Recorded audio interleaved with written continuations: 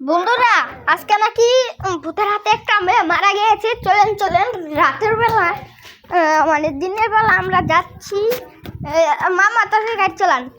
ঠিক আছে যাচ্ছি আমরা, দেখতে পাচ্ছেন এখন প্রায় রাতের বেলা হয়ে আছে, বিকাল মনে বুঝতেই পারছেন, এখন বিকাল হয়ে যাচ্ছিল। এখানে আপনাদের যে দেখালাম ফাঁসির দড়িটা, এই ফাঁসির দড়ি নাকি ধরেছিল সেই মেয়েটি, ওই জন্য নাকি এটাই হয়ে গেছিল। এই আফিয়া তাড়াতাড়ি চল।